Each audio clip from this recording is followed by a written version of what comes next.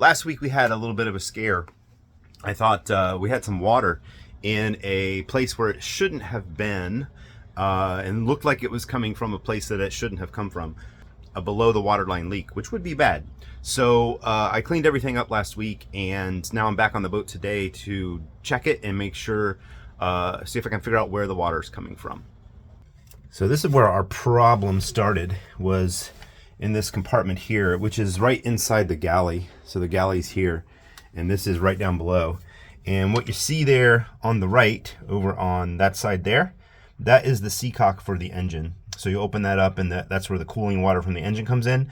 This one over here is an old transducer. So at one point in this top thing where you see the black piece there, that unscrews, and there was a transducer in there, probably for like a depth sounder or speed or something like that. And it's been removed, and it just has the blank plug in it.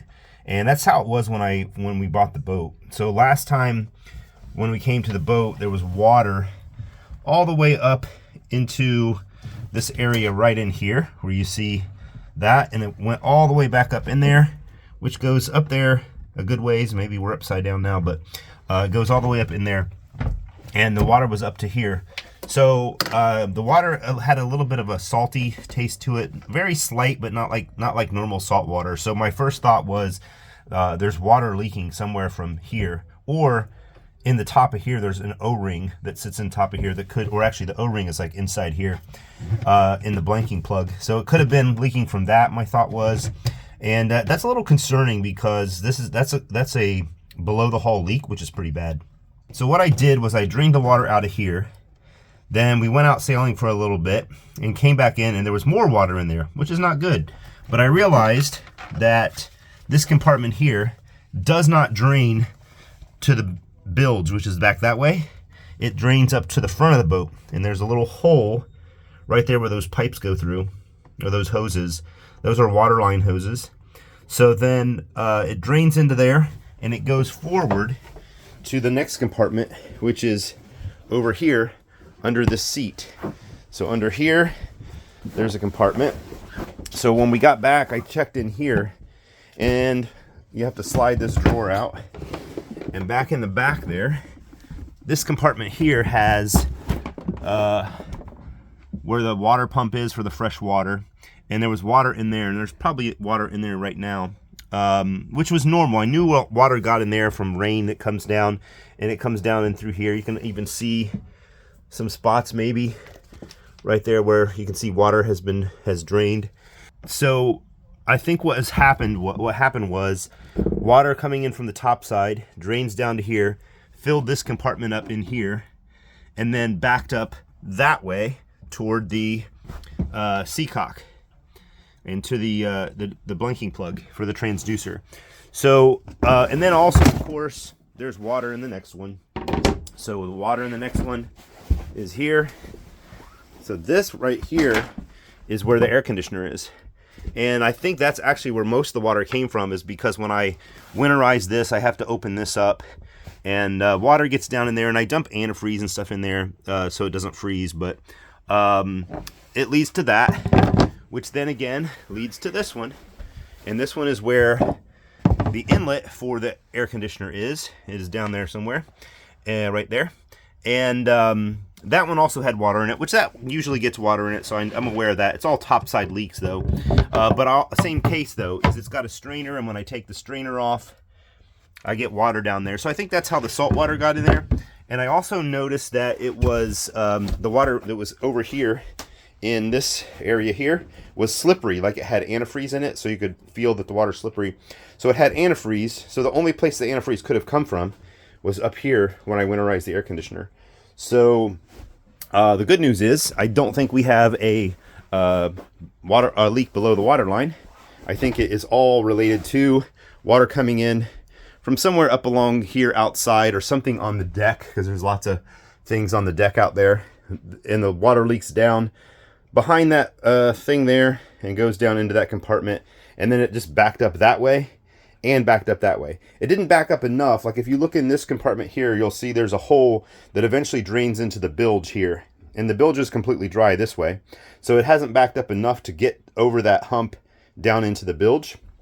But so what I did was last time I vacuumed out that water, and it's all completely dry today. So it is not coming from that blanking plug, which I thought it might have.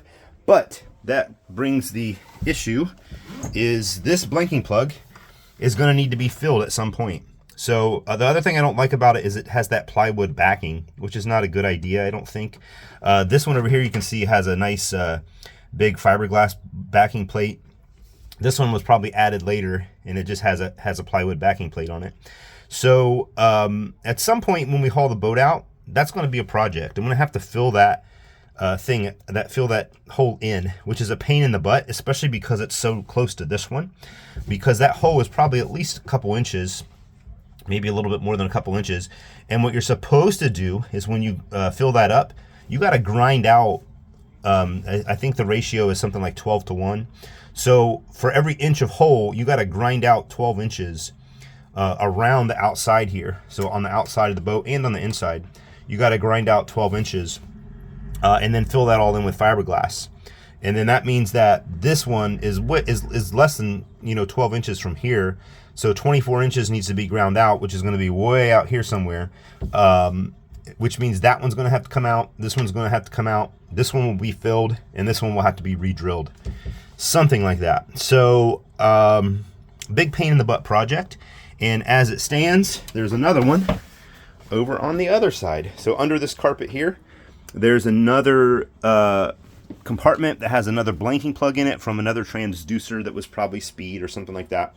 Somebody stopped using it, filled it in, and actually the transducers for this boat are now under here toward the bow of the boat, which is a better place to put them. So they're down in there somewhere. It's a better place to put them toward the front of the boat, especially like depth sounders, because then you know the depth a little bit before it gets back to here. So that's going to be another project the next time we haul out, is filling in the blank transducers there, the blank transducer there. And what I'd like to do is fill this one, the one that we're using, in and re-drill it for a nicer, maybe a Garmin transducer, which I think is, nowadays they're a little bit smaller than what they used to be. So that will probably have to be filled and then re-drilled. So right now it's pretty cold and rainy outside. It's in the 50s and raining. And it's a good time to check on the boat because sometimes you can see those leaks. So like I looked up here, and I don't know if you can see it on the camera, but right up under here are a couple of bolts that go through the hull, and they come up right outside to the bottom of that stanchion right there. And there's drips of water on there. So I'm going to bet that a lot of that water actually is coming from that. So I'm going to have to rebed that stanchion at some point, sooner rather than later, just because I'm going to bet that most of my water is coming from there. I'm sure there are other things here, but there's drips there that I can feel. So that's going to need to be fixed, and that will probably cut back on a lot of the water that ends up coming down here, falling through this hole, and ends up coming down into this compartment, and then that's probably what ended up going all the way back in the back.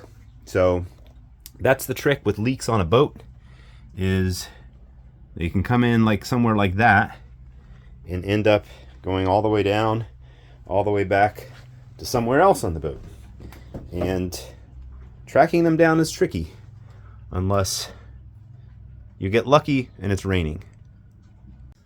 So we are not sinking as I first thought we might be.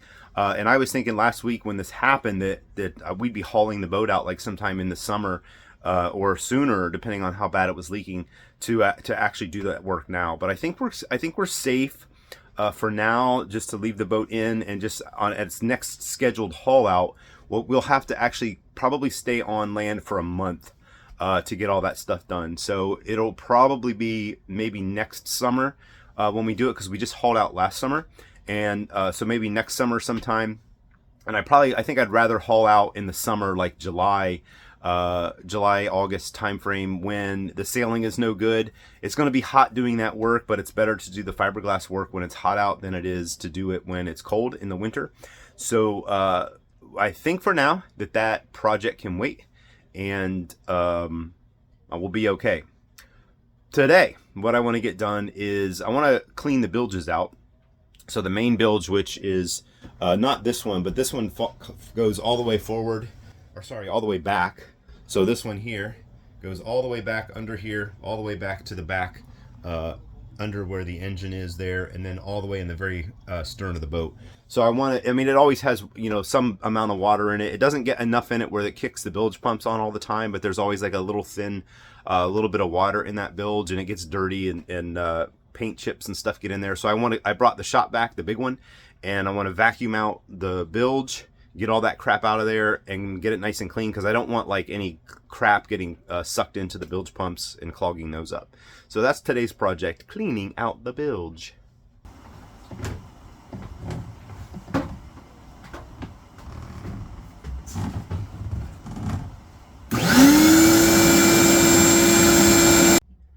All right, the bilge is cleaned out now, and I had to make, of course, one trip to West Marine first, and then Faucet to get a little section of bilge pump hose, because the hose that goes from the pump up to the little check valve, the one-way valve, was a little dry rotted, and it wasn't really the right type of hose. It was like a water hose rather than a bilge pump hose.